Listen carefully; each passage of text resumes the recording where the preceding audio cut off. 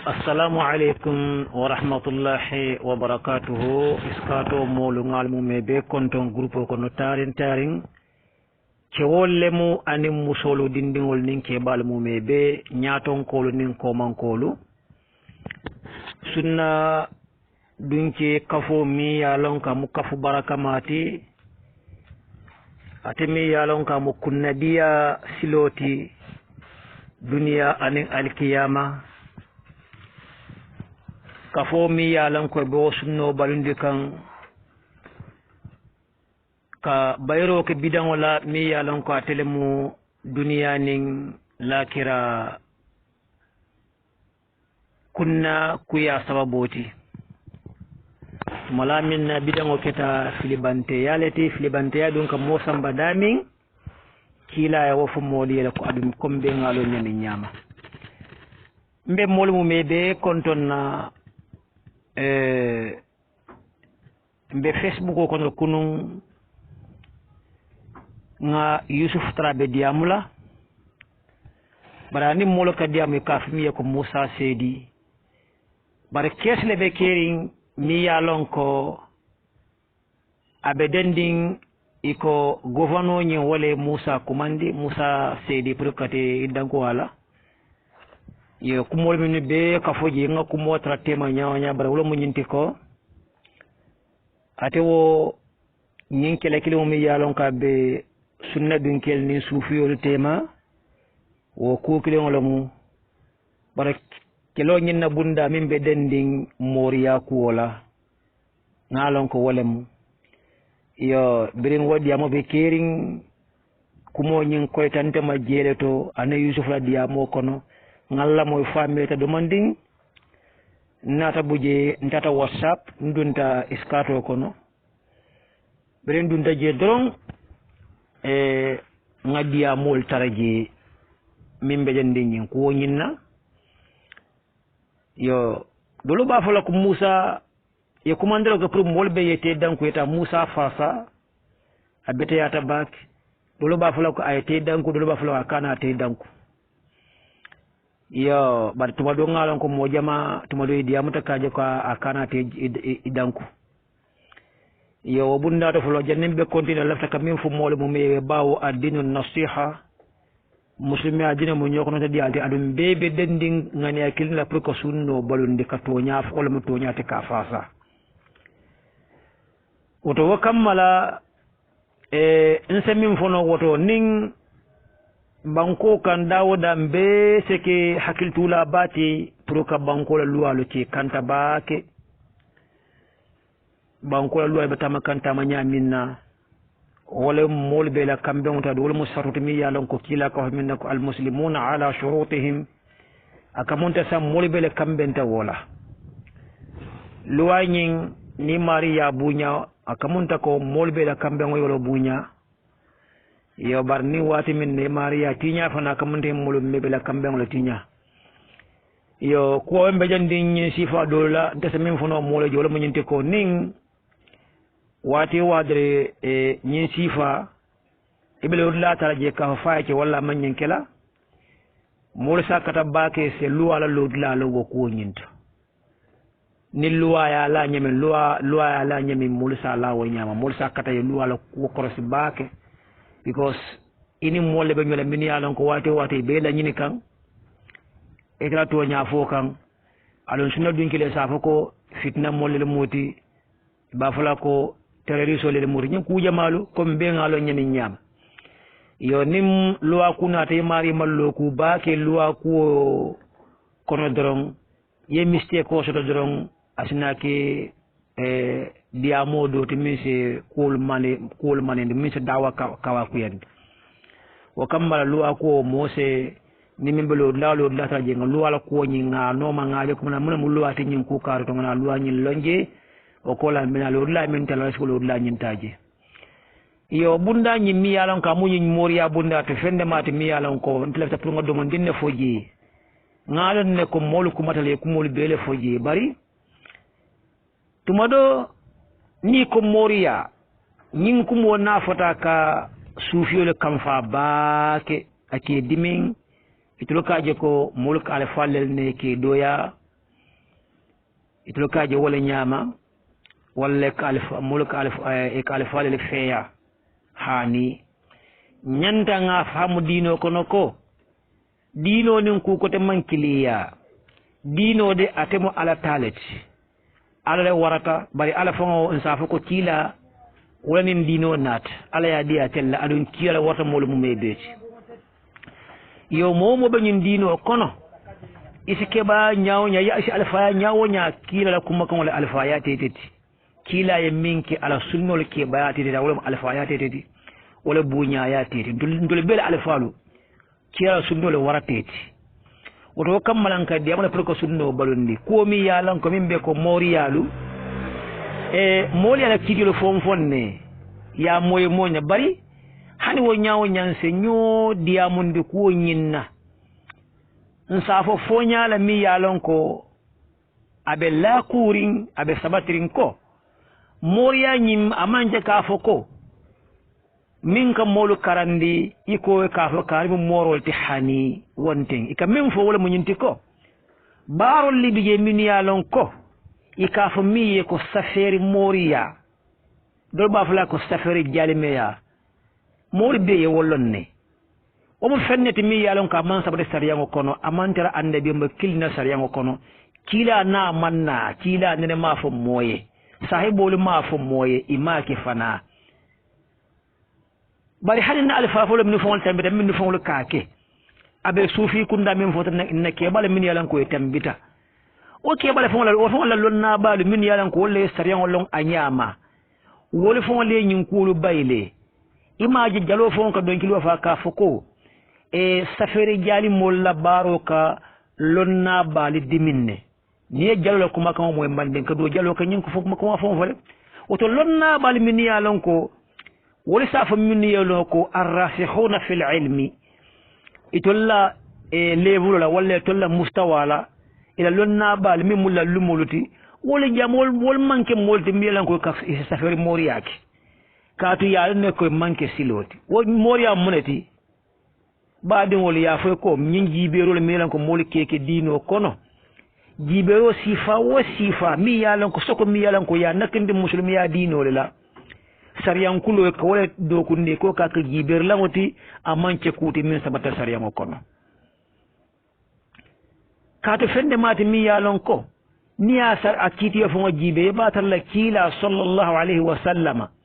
ay jibero fo le bara mun foje lonna liya fo le aliyamoy jumale bo ko balanna wo jibero mi yalan ko kafo e kasada min fo mole je wo sada man sabade sariyan ko man ke sariyan wala sadati mole le site ka nyin jibero londo e ka safe fangoye ye fongol lelta ya tembendi ka kumolel ta ka tembendi ke safe ro mi yalan ka bukan lafa bukan nasi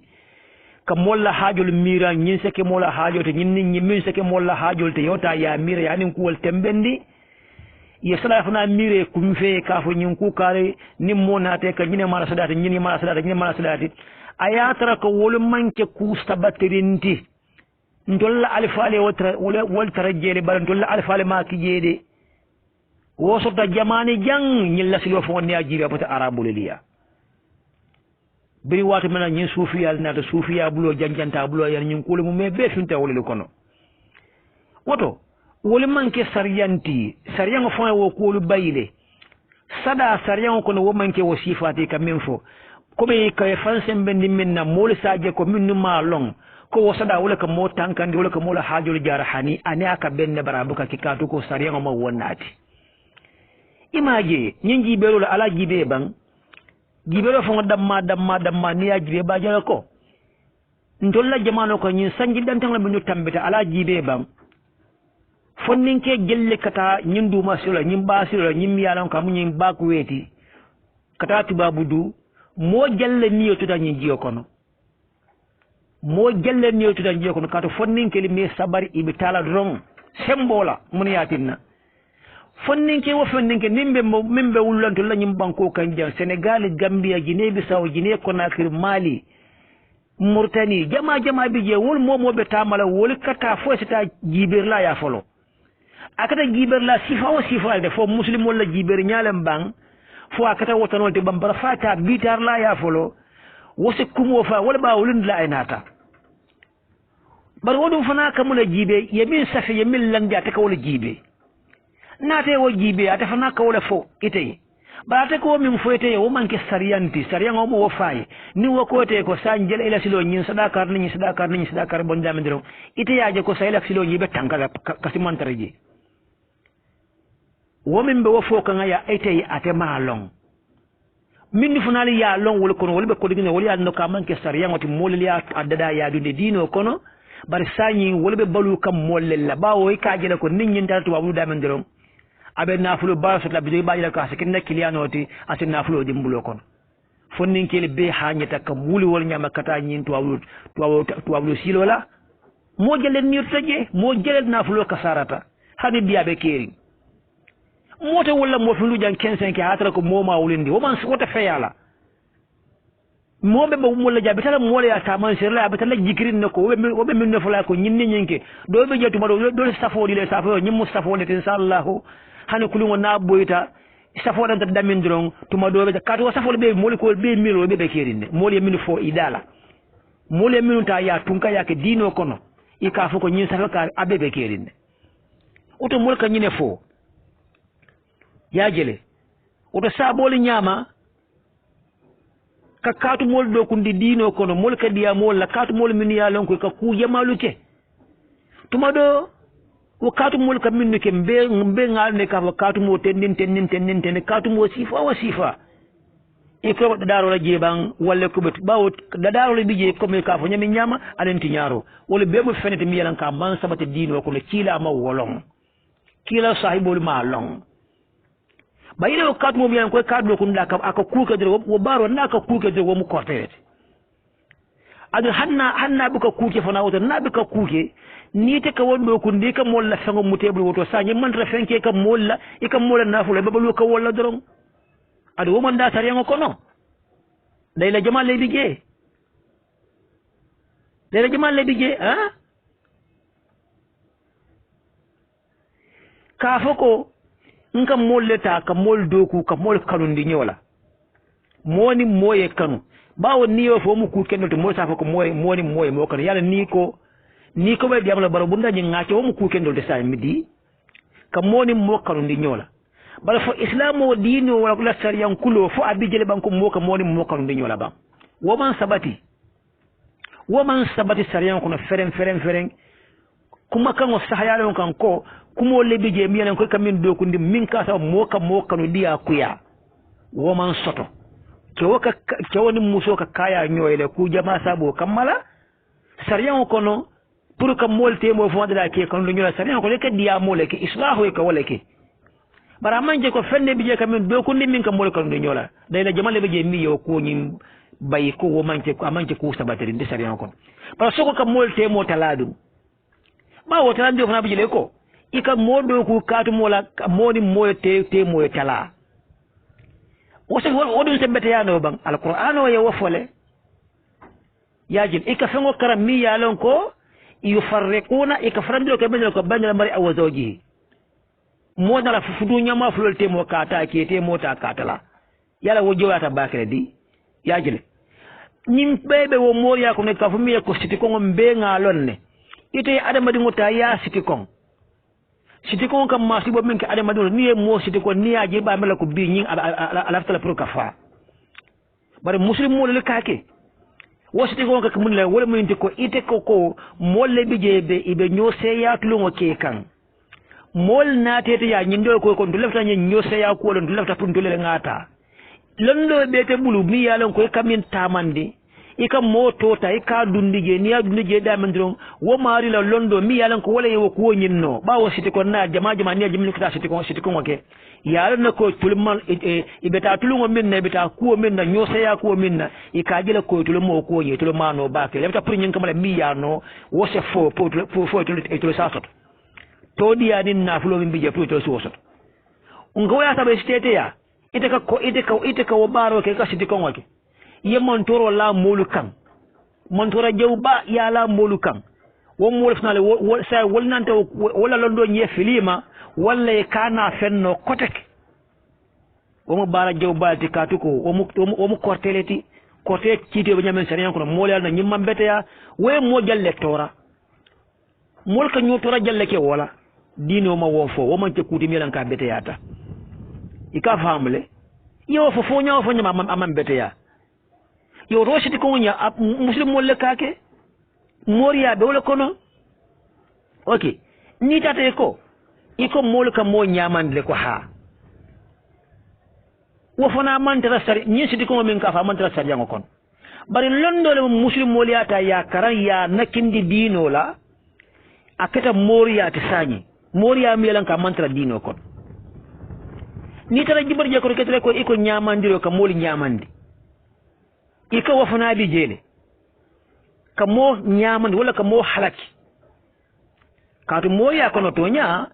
ndele be ngalonne ndele be faamu ndele minu kadi am ndele faamu be morol leti mama wala mumul wala be ulta mori ala kono ngol bar mbe to nyala fo kambe mus sariyonti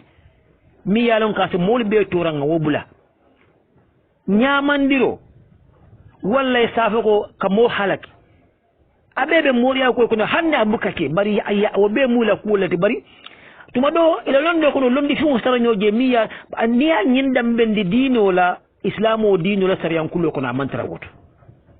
bar ni na jibe nin tuma do jibe nyal mi yalan ko londi fi mo starajo mi yalan ko ye fam e sansa minna londi fi mo mi yalan ka se mo nyamandi wallahi mo halaki bar wobe manje ku kendeti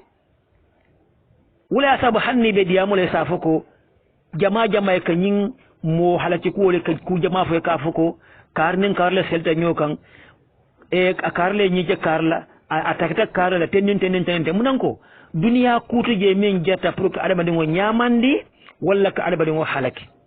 comme molla dunyo damma dino mawo yamaro di mola ada mantra dino ko na fana ni yow ko damde wo mo korteleti walla ye mota iko moli yamalindi amari buka lodla kenno abati yamal duniya ko drong ni wo mo toñat islamo dino kono amantara je bari moriya silo alondi fiŋoli bijele miran ko tumado min yalan ko kanyimbe tamandi adi yewta ya dambe dino la adi islamo dino stifano wala bebul ikaye ko moriya nyimbe man beta ku jew bala nyimbeti safo min kaddo ko dino kono wo fana niya ajibe kumo sahayare ngo kan tonya kan mafoko ninyo sabo keta waliyo kan kumo sahayare ngo wala munyente ko safa ku man tara sariya ngo kono kila sallallahu alaihi wasallam man safe do kundike anani mam moya mara Allah sahibolu femba make ku kiren damma wala be jate ata diyamo wala munyinti ko moli safo ko lon nado sahibe kari yakele baru man ka daylot sahibo mi yake ni wo riwaya soto ko sahibo do be je sahibe kari ka safo ka sabo ketende yo soto wo sahibo la lod la tuji yeta sahibo ita kila la lod la jibi ari abubakar siddiq khulafa ar-rashidun yawul jibe bang fo wali yakele bang wala ko hani mo kelem fo ko wayake wori wañi wo fay molla ko mollemu yakele kuma le bata mi yalan kam man sa kuma sa yaron karo kila man sa bata kila bu sallallahu alaihi wasallam ika famle sariyan kono wo safo funa sifa siyata asira sifa ke bare safo mi yalan ka be ni moriya kono bar wo sifa min bebe safo sifa min siyata tending molle yewo be mira wo man sa bata sariyan kono molali wo be safa ya ni dino ko na mantraji pour ñing kam malaka molal na floso de min yalan ko wal mankara bawo mankara bu ko safero keno yaajile safo sifa siyata safo tata fafa tata tembo de mi yalan ko kleran safo le be nata kleran safo ka fo ni ñin safa karita ya kuma ka ni i tengi muro bu ke dum balandango tenen islamo dido la sariyan kulo fo wo mantraji walla ba fole kidi balandango islamu ya sariyan kulo min ka safi arabu kan wala man taraji aman soto wakata mola giso ka ja ikadun fitnul kono iniyol ka tuji nim fitno mota damin dron moy be sa bori katayla safo kamana iko kata safo kamana iko dino obe dino lo kono wo man ke sariyan ta mantra sariyan kono mo be ka be kata safo kamana sariyan dum mam mo ya mar nyen ko ka mo susini fitno kam bilan kam man ke jihadoti bari mobe giso jata bawo mun atne ite mo so de mbilan ko karla mun na moroti wala safaro kete ako ite nyin fon nyin nite nyin dun dam do ninde mobe keldo ni amare busa dam ndre nyin be kelala fo beti ya bang bali ma man beti ya de ya kalam tele woto sawla sabon ko abe wala nyama moriya comme kata fo kaliwa mol kata kaliwa la kata bungo kono ci jama be maborinje e ka molla haajo jaran to la alfa wala nyintara safare ne abulla safare ya tra dino kono mol ya nakande dino la bal tonya be dama mantra dino kono wo fo be kala kasibalati katrat li jama bungo kono imam findi kata dulado wala mimmo alabatu koluti amu kasibalati dino kono bare mo ne banatla bid'an wala banatla kadunde dino kon woto wala ya tinna janto kalwa manke sariyangot wala ya tinne ko islamo dino kono min sadano wala mo fonte biya ka fa al i'tikafu e ka min ke misiro kono sungaro kono wala mo fonte biya ka fa dano i'tikafu wala dano ya kalamtel woto abe wala nyama komi ninyata kafo ko e harje firindango kare ka harje firindangol di molla kafo ko nasolle bije min ya lonko mol ka minnu ma e kafa ko harje firino ya di almadula harje firi nyimbe be fante mi yalan ka man soto amantra sariyan ko mol ya safa ni sariyan ko sañi ni ka harje firino safota e ka naso di mol ka ma ika ko do mutam mol bele ko be kuma ka molu bulu ika mol la ko do mo man bete ya badi ngolu nyim kulte mi yalan ka jow ya tele ya kramdele woto wala sabon kare ko mimbi je wala munyinti ko hani alquran karamo mbiyalan ko ka foten dinte moliye dino ko ne alquran karango ya nati ya kalamtene mo ya la benati ya shi karango ko ni ya shi kan dam wala be mala hajo li jarala ni be tuwa wala ba sawe be kayto sotla tennen asinya nangam wo man sabata dino kono de bidan dun kele ya tunka ya dino kono pour ka mo na fu lo soto ya kramtele alquran on nata pour amulu ala dusturu ma constitution no alquran mo lu alati nim mole alquran kan pour nga barajo soto pour ay kenye dunia ne moti nga nyo ya mala kunyi mala nga nyo fatandi ko jo daji ka tendol min bi jenga wolta kumo sahare mo nyineti bari ko iba karandale ibe kala moti benan ko ila e olat ne be tuwadu ila hajo be jala tenin tende moli yo kol min tun kan yedde dino kono wala man tare jabe mo ko ngi nin dangolenti ika fanda woto wala asabu jeto fanan ka nyo ko mandi alko na karango minna ka ko di nyola mota fala nim moye ko mandi alko na karango ko di la ka fako o manya ko do nyi sata o be mo business to de baraji man tare jede nta fala ko haramuta yeke kata alko na karam bandol talen pour ko di la nta fula haramta barin safoye ko fenne mota ala mom fende mi yalon ko baraji mantar jamanki ala batuti nte mo foyde ka fa haramta bari nin ayatra ko algona karango nyin ite ba ke kan nyami nyamol mun di kan diamu nyala ko ntolla mol kunda mol ka kele ka diamu nyala ko kuma kan ngol tunkan pour ka mol nene kuma kan ngolula kuma kan ngol min yalon ko safoye ko min yalon ko wakay wala ka nyin chodi ko ni alquran karan damen dron ni yetul ko mandi alquran ko ni alquran karan damen dron haajo min be boylo haajo nyimbe jarala ngola sabu mulki ko mandi alquran kala pour nyin kamala kafu ko le haajo be jarala ni de ko wodi ya mo ke kam wonen dia ko mulo fo ika kuma di mala fo ika mul haklo mota wala pour mulki ko mandi kata kala sabu mola na ebe ma mola na fo e bol do makan silo le mi yalan kam manke sariya wala silo tide o man bete yade to nya nya ben kato karambalo wo malon wo ya mere ni alko no kanga dem dal hagere be jarala ite dum mo garanti adu yala ko ta ya di yala na flo ta ba de ngulu abe wala nyama ya jele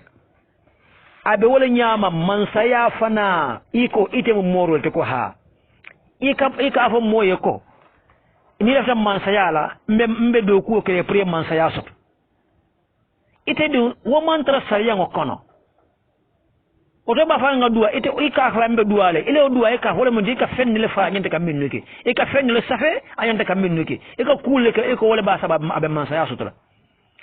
ni woy man sa yasu damen diron ay man sa ay ko ay fengo dila ay na ay man sa yasu to ama so to sang ala na flote wo domal yo tala faka ba imata ba ya dum la faka ba adu iti nyanta ite adite nyanta kanyil lonko wo mantra sariya ngokono ni malon ka mantra sariya ngokono sa fo ka mantra sariya ngokono mole ka ka balura wolte dorom mo fala ni man saya nyini ite do ku ke moye we man do ku ke moye mo kili wala basot la ala sa famiye ka do nyeso fende mo kili ne ka soto tubabolia mol min mansayal sotoje arabolia min mansayal sotoje min mansalti imanta moya bar wobe moria silo wo planul bedela pour nyen kamale kam mansal la ko do soto nyami nyaba abol nyama titi yo be cede ne min ya lon ko mol kam min ne ke nim moye kuke mi yalan kam bete ya damen dron ayalon ko ay tinyaro ke mansa kunna ko wala fonfen wala aka silo ni fon le wafiya muto wasifa lella walla rata progression ni fon le wafi ka fo ka safo di la mi yalon ko duwañu lu buke muto wona sifal ñimbe mo fande mi yalon ko min be kuriya sifa ki ko ke kan ka safo di le ka fo ko safo le bije mi yalon ko niyo ko damandre idi bin don le moti ibuke je walla ite kule ke mi yalon ka man bete ya damandron say kitiyo le bije ñanta progression ba kitiyo damandron iko eta moro ya ka fo be do ko le ka pour ñi ko kitiyo ñin kanaki adi ite tiñalo rek bali wala ñimo kujo wollel tide ñinna sifante be min fo kanja ñimo dum ndinnet oto moriya mi yalon ko moli be min fo kay ka fa min ko moriya man beti ay ka ñunnel fa moliye adu ñin nit ñi ka tama dunya ko non tele bele aka masibol mo moli bele amu moli bele la batati tu amanke mo kel na batati de hani minnu ka ke fa nim ñi ka moli bele mekyo te be kel no nyaadi de be karo soto la ba oto ñimmu kulte mi yalon ko baadi ngolo mantara ka mo ne mantara ka mo haraja mantara ka mo do ya bari mbeto nyala fo ka mi yalan ko ferti je face fo doron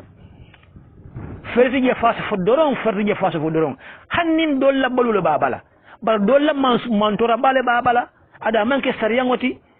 o tala nga so wo ko nyin mbenga wo ko nyin bay mbenga bula mo ma foye ko sunna bin kele ma fale ko ala bulan to nga way mo fe ko mbenga bula o to mbenga mudo kila sunno kanko kate ni mundo sunno kante nyintar la sarle ko kono say mula sabati bakla dino kono ita min ko ke dino kono ka baraw nyun ko la mbota min nufo kan ani mam min nufo ni ite be baraka wala damedre ko bidan dunga de ko hani ita ko nyin dolle ko kukuto ke dino kono min yalan ko lemu sunno de ibe to lale ko wahabiyal ni fenkol muna wahabiya yati o do nyina wahabiya yati mul ka nyin min faale ko ngani bula nyina wahabiya yati o do wahabiya ya ni ajibe nyaaw nyama al safo nyaaw wala mo sunno dunke yati woto moria ko insengina fono jang kamilla nyin ko men beke nyin kes men beke ren tenting insengina lano je ko kam nafadi muslimu adum sokona musolo eskato ko musolo min yalon ko bije se nyin ko makon isa Allah moy moria musolo le kake ba musolo min balu kambi dindi wala min ko sunna mol muti nyimmiro kana dunge sondo mo kono ni ta dafa nas nyin kuma kawanta sa samba ya fulandi ba ma wulu mai sai la moy kuma wala salon ko be min foka wala mutonyati moriya ngatalan tul bela alfal kakel tu bela alfal kak bayan tul nga jibe sunna dun kala jibe ko tilen tale de kila yawlo jibe ya tonyala jibe tilen ta yaje ko bela alfal kak man je ka foko minu sunna dun kelni minu banya wol damal alfal kak hani mol bela alfal kak dum fama wol be ndol be tu bar mbeto nya foka mbeto nya balu ka dum muslima dum molati oto mba fala ko assalamu alaikum iskato mulen barkon tan bake alama ala barako kallo ko te assalamu alaikum wa rahmatullahi wa barakatuh